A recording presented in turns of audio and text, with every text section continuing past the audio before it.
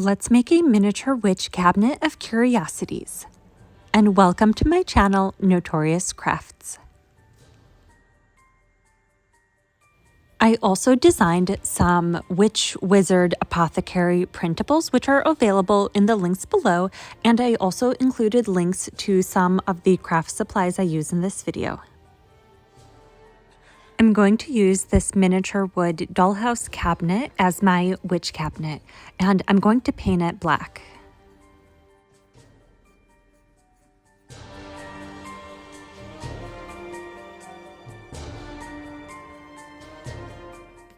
Once I was almost done painting the entire cabinet, I decided I wanted to remove the doors. They came off fairly easily. All I had to do was twist them.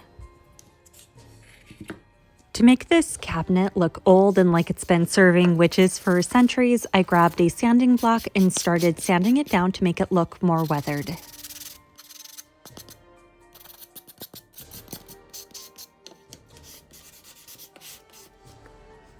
To make some old-looking scrolls, I grabbed some black tea, boiled some hot water, and made myself a cup of tea. I'll use this tea to stain the paper to make it look old and aged. I'm using regular white computer paper and then cutting it out into strips. Each strip is about 4 inches long, and then I'm going to make a whole bunch of these.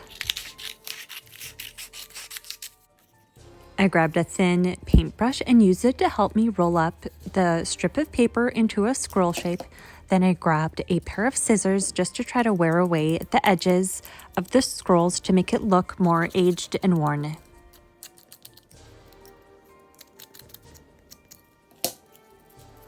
And then once I was done, I just dropped it into my cup of tea so that the white paper can soak up all of that nice dark tea color. And I left the scrolls in for various times. I think the longest one I left in was 20 minutes, and then another one for 5 minutes, another one for 10 minutes, and this helped get a variety of colors of scrolls. To make some of the scrolls look more aged than others, I crinkled up the paper before rolling them.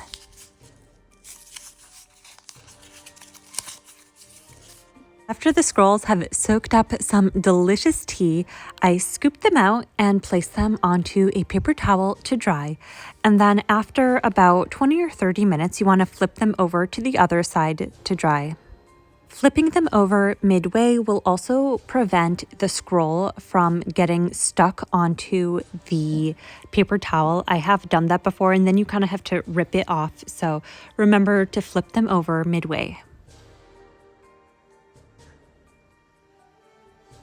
For those of you who do not have printers, I found some really cool stickers that can be used for wizard, witch, or apothecary decorations, or if you just want some more really cool looking decorations for your dollhouse miniatures.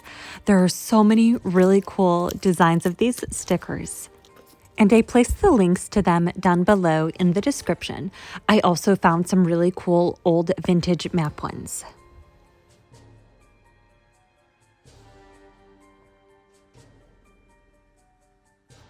I printed my miniature labels onto a blank sticker sheet, and I'm hoping that these will stick very well onto my glass jars. And to make them look aged, I'm just painting them with some brown paint. And to dilute the paint, I am mixing the brown paint with some water. Then after cutting out the labels, I'm sticking them directly onto the miniature glass jars. If you end up printing them out on paper, you can just paste them on using some glue. For this jar labeled Ghost Breath, I am using just some white stuffing that's used to make stuffed animals, since I thought that would be very ghostly. I also had to use a toothpick to help me get it into the jar, because otherwise it was very difficult to get inside. The next jar I labeled Snake Venom, and since this jar is opaque and you can't see through it, I decided not to fill it up, but thought that this dark black jar was going to be perfect to label with Snake Venom.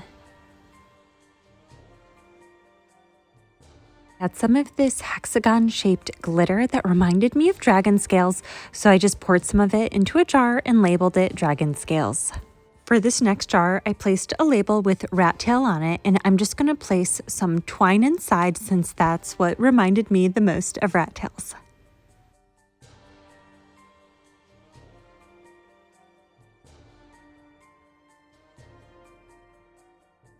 For this jar labeled spider eggs, I'm going to use some black seed beads since these reminded me so much of just gross spider eggs. So I'm just going to pour a whole bunch into the jar. And I'm not going to fill it up all the way just so that the jar looks used. I filled up a different jar using some white seed beads, and this one I placed a label of eyeballs on it.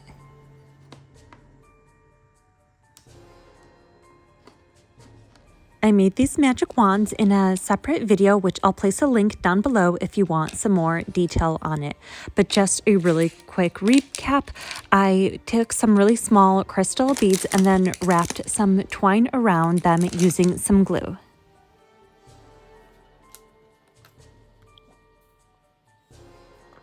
Next, I'm going to make a miniature skull stand. And to make these, I used some skull beads and I used 2 different sizes of skulls so that they can stack on top of each other. I'm using a ballpoint pin and then stacking the beads on top of it. And I'm using a bead cap for the base. To hold everything down in place, I ended up using some glue in between the beads as well as placing some glue at the very bottom bead to hold it down to the base cap. I also used some wire cutters to trim off the extra wire at the end. I made this miniature potion bottle the same way. I'm going to use these miniature wood frames, and to age them, I just used some brown paint with water to dilute it. I used that same diluted brown paint and painted over some of the printables to make them look more aged. And then I'm going to cut them out and fit it inside the frame. Now I'm going to make a miniature crystal stand. So I have this packet of white quartz crystals and I picked through them to choose some out of different sizes. And I'm going to use some brown polymer clay as the base, and I chose a brown color so that it looks a bit like dirt. So I'm just squishing it down into getting it into a more narrow shape. And then I pressed the crystals directly into the clay. I started off by placing the largest one in the very middle and then placing the smaller ones all around it.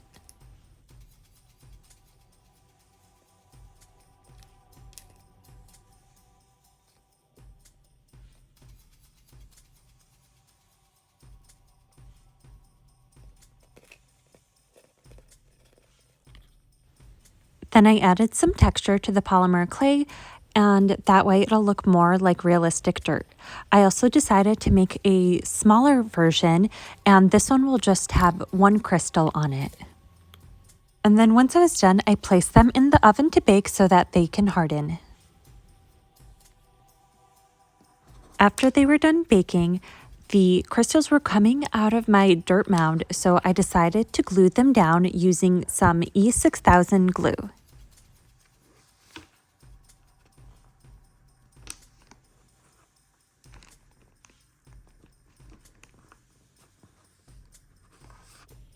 For the bigger crystal mound, I also applied some glue to the very bottom of the crystals, and I didn't have to worry about this glue showing since it was going to be hidden inside of the dirt mound. So I did the same process for every single one of the crystals since they were very loose inside the hardened clay.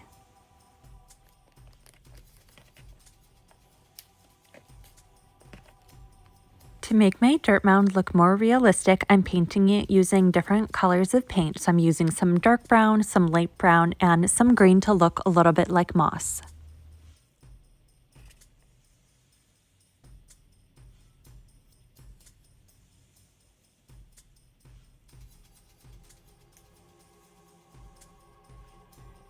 After a couple hours, the scrolls were fully dry after being inside of the tea, and I rolled a bunch of them up and then so that they wouldn't unravel, I placed a little bit of glue on the inside and then held them down for a little bit so that the glue would set in place.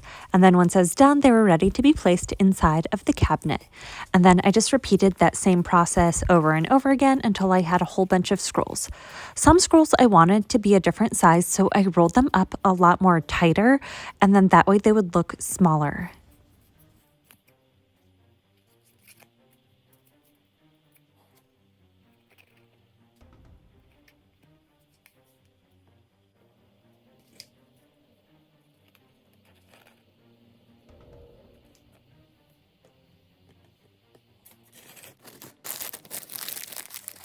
I also have these miniature dragon scale embellishments, so I grabbed a couple of them and placed them inside of one of the drawers.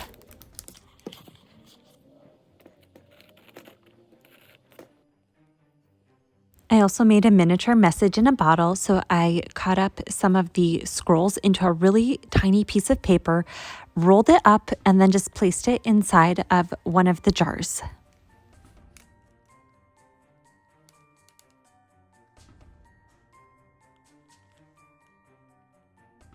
To make a miniature broom, I took a whole bunch of twine, unraveled it, and then I'm sticking it on a cooking skewer.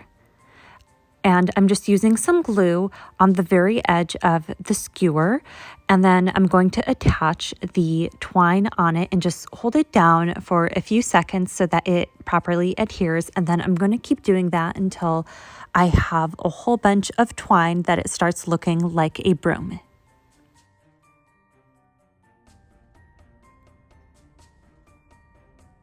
And to keep all of the twine in place, I'm going to wrap some brown sewing thread all around the very top of the twine.